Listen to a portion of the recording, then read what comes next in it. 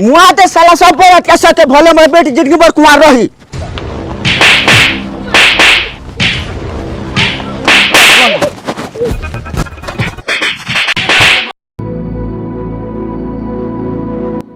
झगड़ा भेल कहला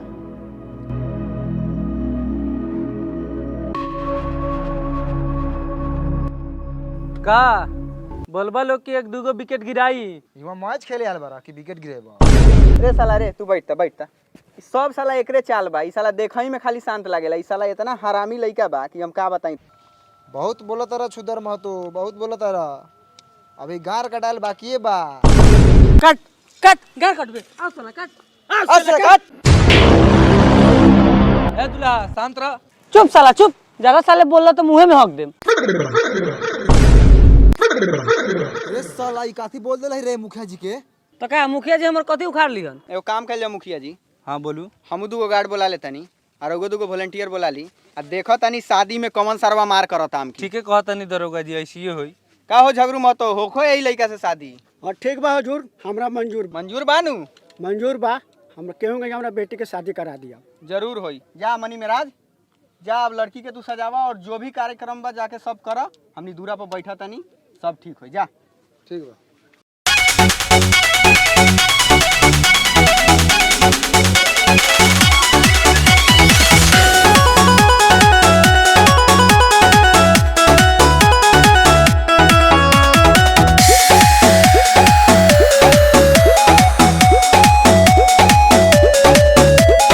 जगले रही हो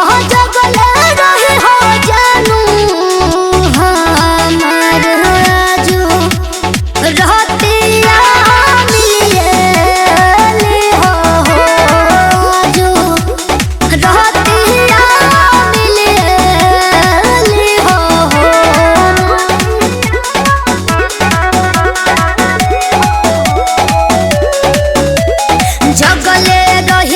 जगले रही हो जानू हमर आजू रतिया मिलिए हो आजू रतिया मिलिए हो ना 16 के तिलक 18 के बरत राजू महरो गरता कि तहरा हरदिया चढ़ता हमारा दरदिया बढ़ता। तहरा हरदिया चढ़ता हमारा दरदिया बढ़ता।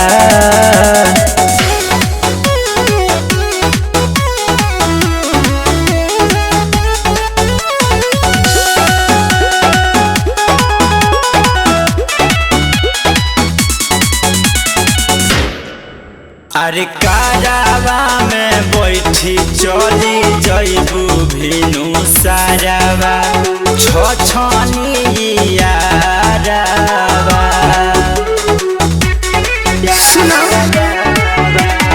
भोले कहू डाली हमरा मांग में से नूरवा भुलाएब नहीं प्यारवा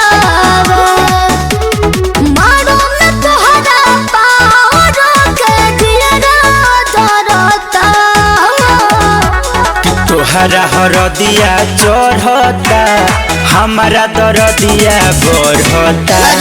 तोहरा हरदिया चढ़ता हमारा दरदिया बढ़ता।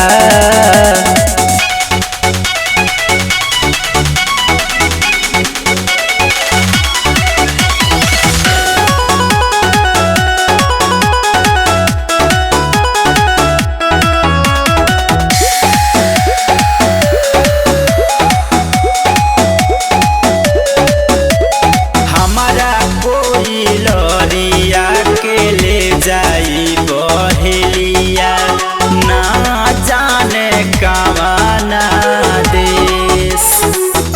का करियो हर रूनो गावाना खोई होता मुझसे खाना रोई हो जानी जानू के उठ जाए पावा छूट जाए गवा हमर नामवा मरता कि तोहरा हरदिया चढ़ता हमारा दरदिया बढ़ता, तुहरा हरदिया चढ़ता, हमारा दरदिया बढ़ता।